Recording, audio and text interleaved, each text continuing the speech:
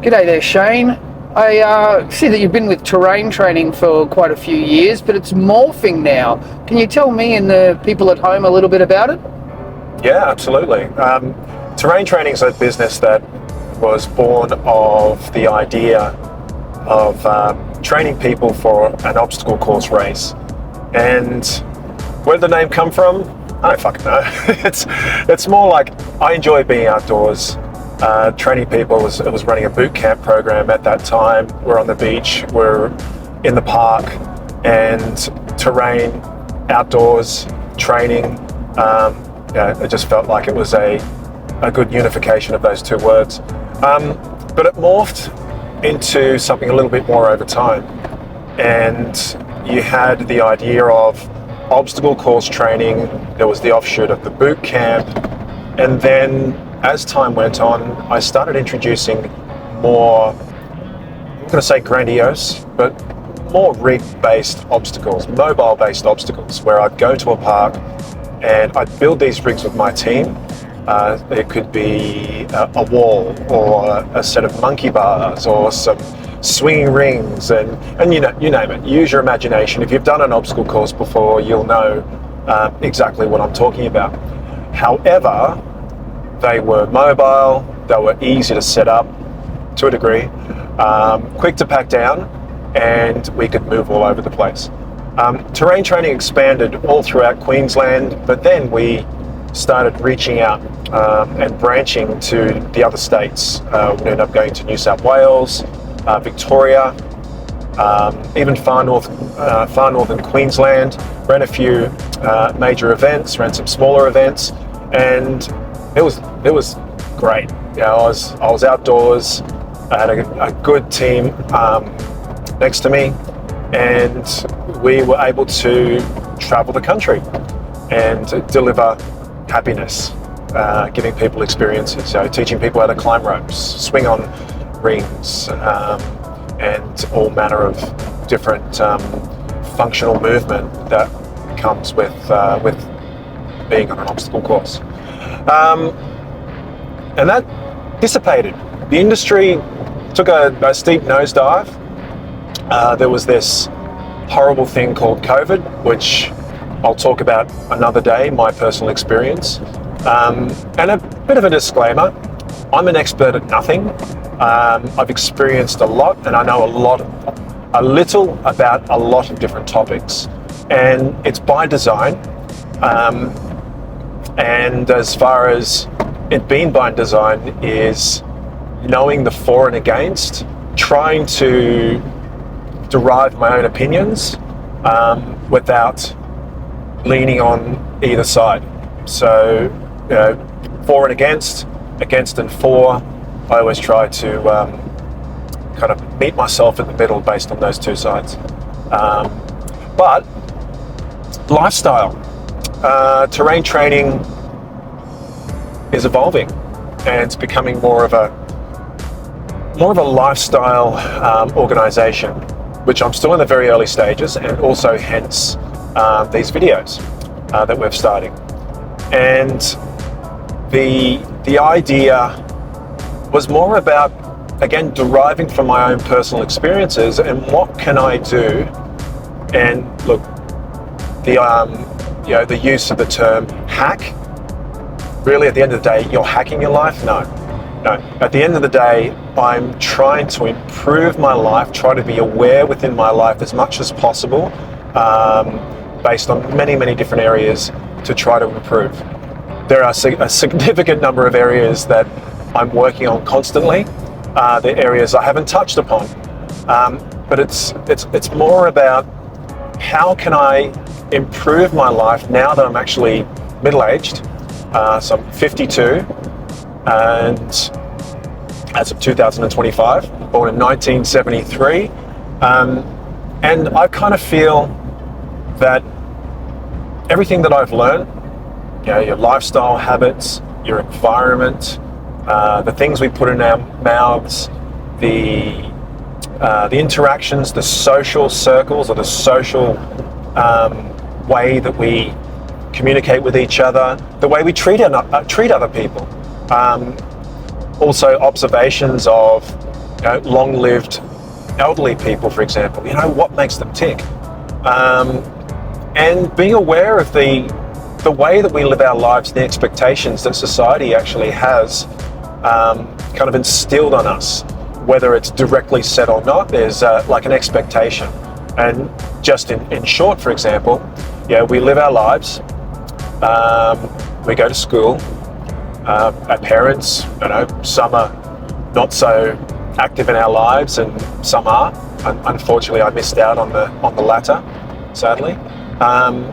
Role models were a bit of a difficult situation for me as I was growing up, because they didn't really gel with me, and they could have shaped me to become a significantly different person. But again, these will be topics that we can talk about, or I can talk about with you at another time. So the idea of all these different kind of quirks with the way that we live our lives. You get to the next stage, you leave school, your expectation is to go and work. What kind of a role am I going to do? What am I going to do? I'm going to go to university. I didn't do that. That. But do I follow in my stepfather's footsteps? Do I do what he's doing? And it's like, why? I don't even know myself.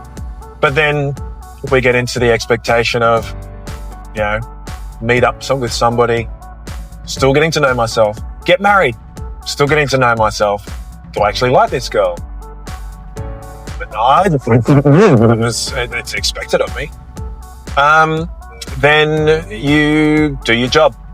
How many people out there have worked in a job for 10 years plus, 20 years, 30 years? You get to my age, potentially going on to 30 years plus, approaching 40 years. It's a long time to do a job. And it's not my place to say that job is suitable for you or not suitable for you. Do you hate it? Do you love it? Again, it's your own anecdote, your own personal story. But my experience created a lot of, what am I doing with my life? I still don't know myself, and I'm in my 30s. I've just skipped ahead. I have a child, I have a wife, and I'm not happy. I'm miserable. I'm taking the same route every single day, getting up in the morning, taking the same roads, going to the same job, just living my life, doing my part for society. And I don't know, there's got to be more to it. I keep asking myself the question. I took another route. So I go to another route in the morning. So I take another route home. I'm 30 minutes late home. Where were you, Shane? I was like, I was driving a different way because I fucking hate the way that I continue to drive in the same roads every day. Deal with the same people, the same problems, the same products, the same workmates, the same issues. And again, this is my own personal experiences. There was more to life that was to be had, in my opinion. So anyway, again, we'll talk about it in more detail in the future. But I left that world, I left that life, and I met my new wife. We have 2 more children to go. Well, I have 2 more children. I have 2 children to her. So Ronnie, love of my life, my best friend, and we have been together for almost 20 years. We met on a TV show. Interesting story there, but alluding to a lot of kind of branches with what I'm saying, but I'll get to the point in a moment. And she introduced me to an amazing world that kind of enhanced and elaborated a little bit more about who I am as a person, because I wasn't always an outdoor person, even though I was working under fluorescent light. I loved going out, training by myself. I eventually discovered boot camp, new people, training by the beach. Great experience. Opened, again, my eyes to many, many more things. And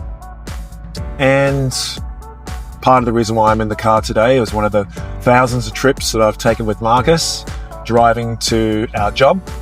And there's time to kill. So there's time to talk. And one sec, there's coffee. And it kind of led me to that kind of middle-aged potential midlife crisis, which maybe I've experienced it. I'm not too sure. Maybe I did it in my 30s when I changed my life entirely, when I followed the love of my life to Queensland, when I was living in Sydney. Oh, that's dangerous. Just seeing people just weave in and out of the road. Full disclosure, everyone. I live on the Gold Coast of Australia. At the moment, Marcus and I are on the road heading towards the Sunshine Coast, which is roughly 2.5 hours away. So a lot of time to kill. We do talk a lot of shit, don't we, Marcus? That's right. Marcus is a tinfoily hat kind of person. We'll get into COVID and vaccines and UFOs and all that shit one day.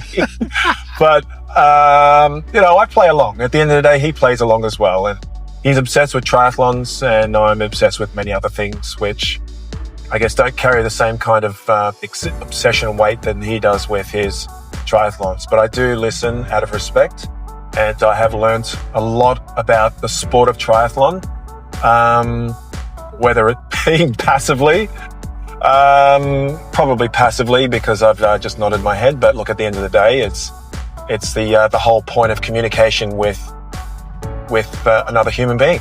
Yeah, we do that. Moved up to the Gold Coast from Sydney with Ronnie, and reaching middle age, I started to take a little bit more notice of what I felt I was doing right, what I knew I was doing right. Look, at the end of the day, I've always been a very physical person. Calisthenics is my go-to,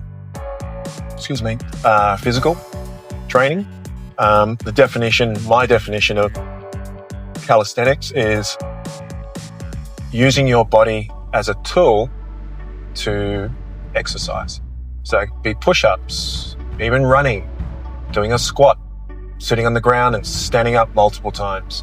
So it's kind of like a definition of using your body in the way that it was intended, which is just movement. So that's kind of the way I see the training of calisthenics. I like to imagine, and this is something that I've always had my entire life, ever since I was 10. There's another story for you. But from that age, I recognized that moving makes you feel good. And there's the natural hormones, I think they're hormones, that are released in your body that make you feel good, that kind of travel to your brain, and you go, man, I feel really good, even though at the time you go, fuck, I hate this. This sucks. Yeah, my muscles are sore. It's like, are they really sore? Define the term of soreness. Is soreness your muscle being damaged? To a certain degree, it's being damaged so it can heal and improve. But is that soreness really what you're feeling? It's your muscles probably saying, thank you. I appreciate it. You're actually using me the way that you should be, because I was designed to work in a certain way, and you are doing it. So probably another way that I would describe calisthenics would be functional movement. So my thoughts were, again, for many years, was being able to be prepared for almost any situation. And from a physical nature. Can I swing a golf club? I'm shit ass at it, but I can hit a ball and get a fair amount of distance. That requires a little bit more precision and timing and placement. But picking on, it's probably not a good example, but for example, doing some indoor rock climbing. Generally, I'm a bit heavier than your typical rock climber, but I can climb. Or, put me in a game of baseball. Yes, I'd be way behind everyone within the team, but I can definitely hit a ball if I need to do it. I can sprint to the base if I need to sprint. I can chase a ball and catch a ball, and really just the maintenance of the functional movement has been a significantly important part of my overall well-being. And then recognizing many of those things, and then so the positives and the negatives. The negative was my diet was shit house, and I made the excuse to myself that sugar or just any type of food turns eventually into a type of sugar anyway. So wouldn't your body be smart enough and kind of strong enough to be able to produce all the energy that it needs from the shit that you eat? And even though I did recognize that I was eating shit, I wouldn't say I was a chronic shit eater, but it was affecting me. So I went down a rabbit hole, and I looked at the pros and cons and made the decision to steer the way that I eat down a significantly different path. And have I received criticism as a result? Absolutely. Have I been given unsolicited advice from people that I should never listen to because I look at them or they haven't looked in the mirror recently and they've given me advice to tell me what's going to go wrong with me? Yeah, absolutely. Do I tell them to shut the fuck up? No, I don't, because I'm just too polite, but I just let them say what they need to say. And I've decided to go down this path, and it's been over 2 years now. And I have noticed a lot of amazing changes and really enjoyed the idea of making my body better on the inside, not just from the outside. So it's been an interesting journey. I still go back to occasionally, like once a week, for example.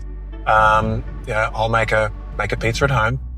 There are certain ingredients that I use or don't use that I will be hell-bent on avoiding, and just ensuring that, food, I kind of heard one time that I was listening to a podcast that food is just a way of getting, energy in, and for the sake of just consuming food because you need that food. It shouldn't be something you really should enjoy. Like, no, you should enjoy your food. Enjoy your food. It shouldn't be a chore. You should enjoy the experience. I mean, when a family gets together for a seasonal or social occasion, what usually happens? People gather around the table and enjoy eating together and enjoying conversation. Food became a big part. But then other areas I felt that were lacking in my life as well. Let's just say, for example, my brain, the activity of my brain. I'm always thinking about something. It could be a business idea that never kind of comes to fruition, or it could be improving on something that I've done previously, like building an obstacle. How can I make that better? Or dealing with an individual that has behaved in front of me in a certain way. I could use my son as an example, and I'm still failing at that, but I'll get better. Communication is key. The power of words is power. The power of knowledge is infinite. But the idea of exciting my brain, and just in other areas. For example, I spent a year focusing on a handstand.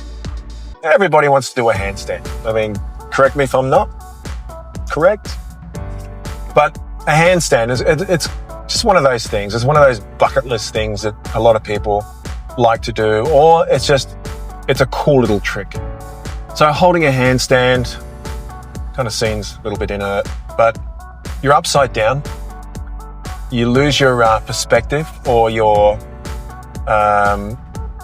the idea of where your left and right is, even where your little toes could be, or your head, It's just such a positional thing that even just holding in a straight handstand requires a lot of little kind of micro adjustments or movements, but it's awareness.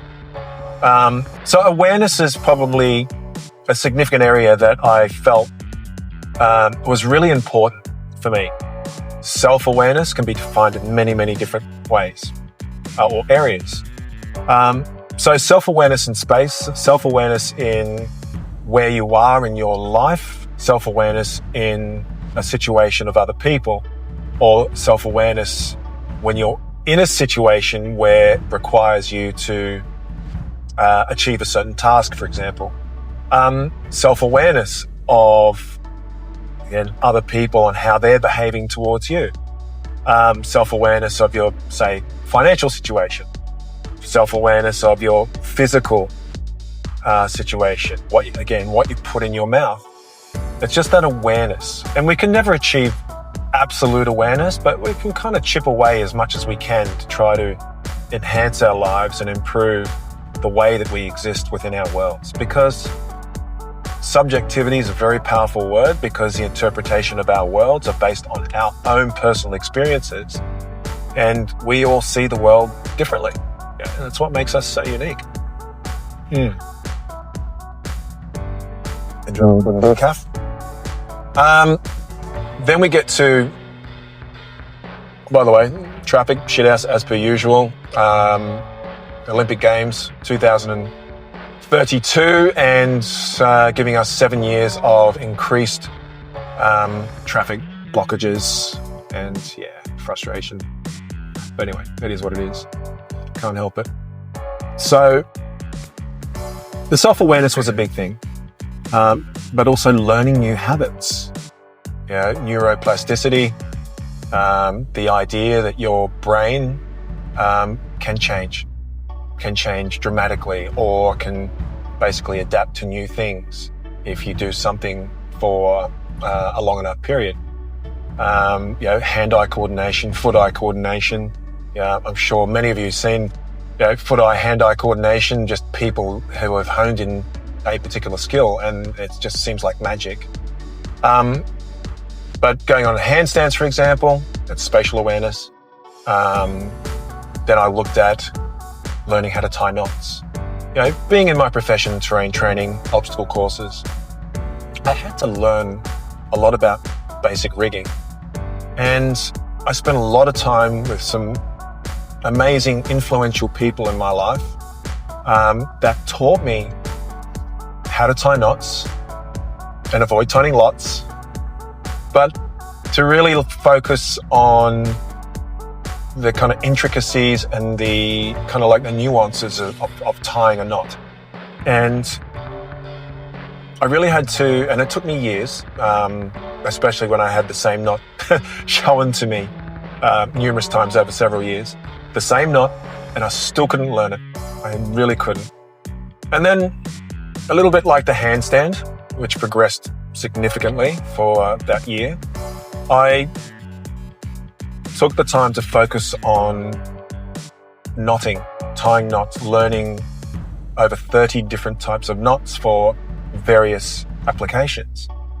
And once I started to pay attention and focus, like your attention is what you need to be able to focus and learn new things, or even just absorbing conversations and being able to interact with clarity. I started to understand and read. I was beginning to read the knots, and I'm like, wow, this is cool.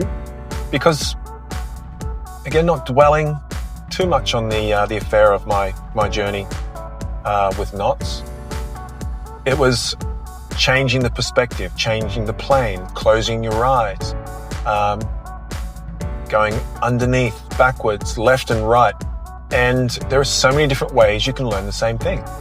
Again, to that physical side for me is Brazilian Jiu-Jitsu, which Gideon, my son, and I have just celebrated our first year as white belts. He's about to go to the next belt, but me, I've got a long way to go. But it's learning and spending the time to change your brain in a way, and not significantly change your brain, but to kind of like add things to your brain to become proficient at. And Brazilian Jiu-Jitsu is another, like it's an infinite sport that you think, oh, if you know a little bit about Brazilian Jiu-Jitsu, or if you don't, and you're kind of like, oh yeah, it's grappling, and you're just going to jump on their back and then strangle them out. And it's, well, how'd you get to jumping on their back? How'd you get to the point of strangling them? And what techniques did you use to get there to avoid your opponent from defending themselves while you're getting into those positions? And there could be like 30 different ways of doing the same thing. But there's a fundamental, but then there's the intricacy, there's the detail. And the brain has to adapt. The brain has to do what it needs to do. It needs to kind of weave its internal magic to help you understand the idea of what Brazilian Jiu-Jitsu requires. And again, that's exactly the same with knot tying. And I've only just recently, moving on to another kind of avenue with the brain, is I've started using memory techniques, and they are fun. Like, I don't know if Marcus was like, whoa, Shane, that's pretty cool. But in a very short period of time, I would say in a week, I was able to learn from 0 to 99. So 100 numbers, and just remember them, and being able to randomly be able to pick them out of the sky, or to remember sequences of numbers. So I learned this thing called, or this system called a memory palace. And I've managed to get up to 300 numbers thus far. I've backed off a little bit because the idea from 100 is to go from 100 to 1,000.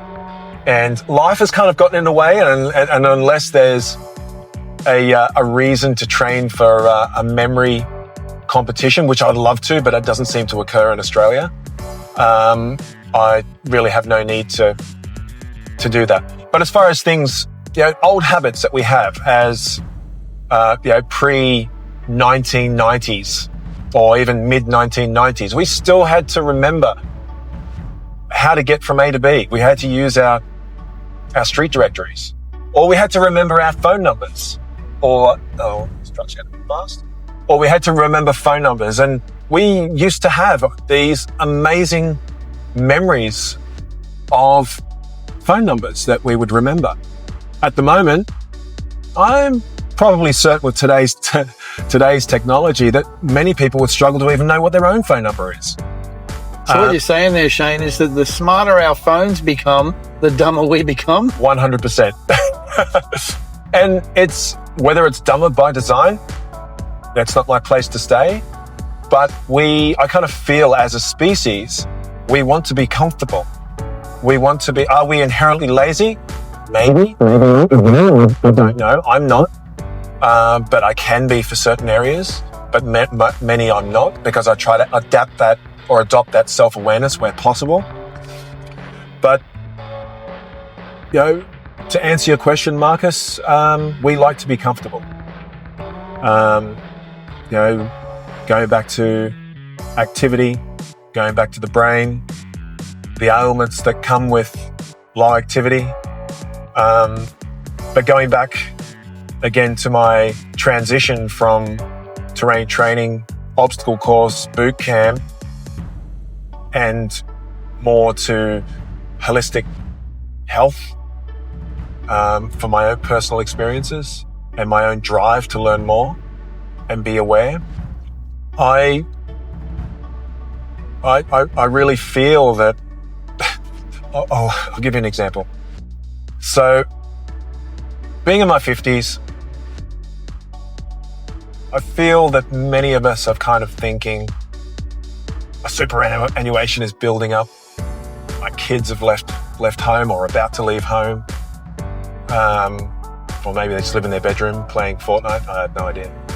But kind of living our lives, and we're kind of getting to that stage where we need to start to prepare to take advantage of the beautiful life, the freedom that we're going to enjoy. I don't plan on getting sick. It's only 15 years away. I mean, what's 15 years at the end of the day? It's a blink. When you get older, sometimes days become months or weeks. Weeks become years. Months become years. So life does travel a little bit faster. The more you're aware. Do we try and slow it down? I try and imagine that I am by occupying my brain in other things that kind of help me understand or just learn. But slowing down, retirement. What is the definition of retirement? This lady once told me at a wedding. She was we were just having a conversation. I was pissed as a fart. By the way, I don't drink. 2 years, no more alcohol. That's another story for another day. But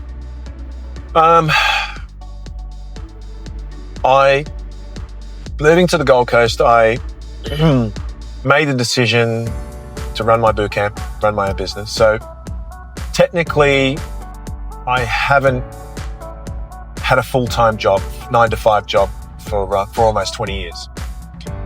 And I said to this lady, this is what I do, and I'm kind of living I've got all this freedom, all this time, making a decent living. Could always be better, but making a decent living and kind of enjoying a semi-retirement. And she's looked at me, and she said to me, semi-retirement? Retirement? Do you know what the definition of retirement is? And I said, just stopping and kind of enjoying a bit more time, for myself, my own habits, a bit more for my own family, kind of go out and enjoy, and so on and so forth. She goes, the interpretation of retirement is dying and stopping. I think that's what she said. I was pissed. But it resonated with me. What did I get out of that evening? Maybe her feedback when I told her about my lifestyle. And I started thinking about it a little bit more in reflection, and thought, is it really? Are you looking at retiring, but without actually realizing it, you're dying? And to the people in my life that are retired, that were looking for that greener pasture and are still searching for that greener pasture, kind of reinforces a little bit the way that I think about it now. But retirement, it's a bit of an upsetting thing. Then again, society's kind of expectation, unwritten rule, or maybe the government's expectation of you, and fading out to the nether and disappearing. But the thought of slowing down, the thought of living in a community of similar age people, because I can live in one of those retirement village places with other people my similar age, and it's all being sold in a way where you can settle down away from the family and spend time with others that are similar in age and they have similar habits, and kind of give you give you the excuse to slow down before you have to slow down. And so from what that lady said to me at that wedding, it's resonated with me. And how many times do you find the functionality of an individual once they've retired declines rapidly? And whether that's physically, whether or not that's mentally, it could be both. The impact it has on family, the fact that you lose your ability to just exist, as a person. You become more reliant on others. But the reality is, I'm quite rigid in the way that I'm saying this, but we get sick. We do get sick. We're injured, for example, or we just forget to move. We forget to remind ourselves that our bodies want to move. There are so many stories. If you go on YouTube, for example, or Facebook or TikTok, which I don't have an account with, and you see these 72-year-olds or 80-year-olds or 90-year-olds they're functional individuals. They are enjoying life. They have great social circles. And sadly, they watch their friends die. But they have an unwavering strength within them. And it's a beautiful thing. And I want to be that person. I want to be that unwavering individual. But also, how can I make that better and give myself the best chance to remain healthy mentally and physically and emotionally as well? Dealing with my emotions from many things, with having children, having financial stress, or running your own business. I still run my own business. I won't elaborate what it is that we're doing, but it involves making people happy. And it's a great job. It's a great job. It pays enough, pays well. So it brings me back to where I'm at as an individual, as a person, and getting older makes you start to think about a lot of different things, and none of them make me feel like a victim in society. None of them make me sit back and hope that someone's going to knock on my door and go, "Hey Shane, I'm here to save you, man." It's not going to happen. I've got to do these things for myself and for my family as well. The whole cliche of, I need to get fit for my kids. Man, what about yourself? Have some self-respect. It's for yourself. And to a certain degree, you need to be selfish. Being selfish means you're looking after yourself, and looking after yourself means you are useful to others if you look after yourself.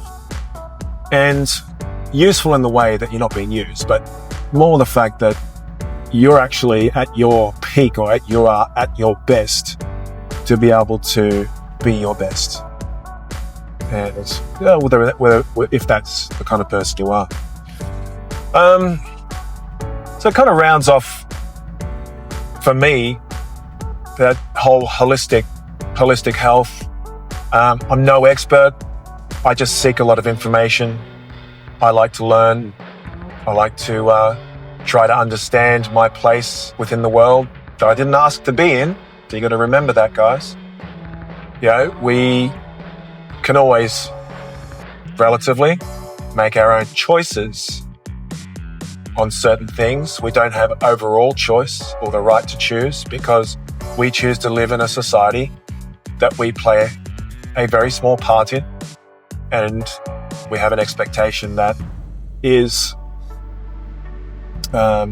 expected from us.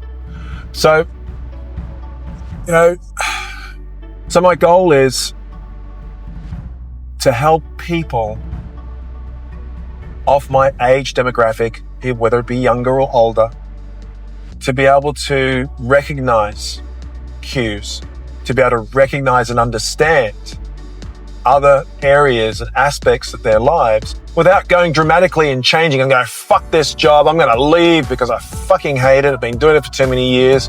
And I don't have too many years left, so I better make the most of it."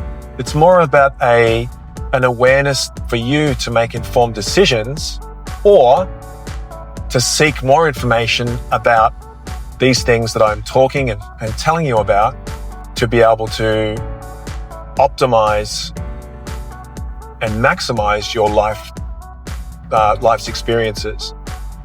And I'm at the age where I know that people that are, and I hate to say it because it's really shit, and people my age are going to start dropping off.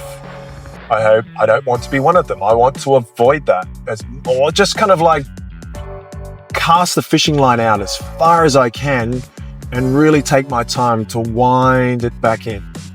Wind that sinker back in as slow as I can and do my best to try to escape longevity, escape velocity, escape velocity. Anyway, it's about outliving, what was it?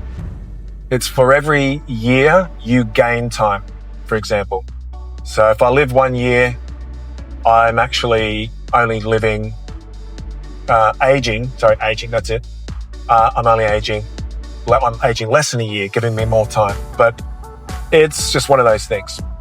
Quite often I get told that, oh, Shane, you look great for your age, you look younger than other people I know that are similar in age. And I kind of interpret it as, from my own personal experience, I really feel that I should be your average 50-year-old. Like, functionally, I'm still up there with, and strength-wise, I don't lift weights often. If I do, they're quite light and measly. But I do have a strongman career of 1 year, but that was a great experience. But it's all that functional training that I have. But I kind of feel like there's nothing special about me, and I never put myself on a pedestal. I just really feel that those lifestyle habits and those changes that we can all make to enhance our lives and optimize our existence in this world can be done. And they're not going to cost the earth at the end of the day. So yeah, I don't see that. So my goal is to assist, to help, and to ensure that what I've taken the time to learn about myself, I would like to share that with others as well. And terrain training is what that portal or avenue will be. And I hope that what I've said in this instance kind of resonates with you, and you're able to kind of thought provoke. I'm thought provoking you into looking at things a little bit more on an elevated sense, to start to go X, Y, Z, A, B, C, D, E, F, G. Just looking at those things to improve. So yeah, looking forward to hearing from you, and tell me I'm a nut job or whatever. But it's more the fact that I really feel that I can make a difference and help those that are listening. Well, thanks, Shane. I'm looking forward to seeing what happens with terrain training in the future, and making some more videos with you.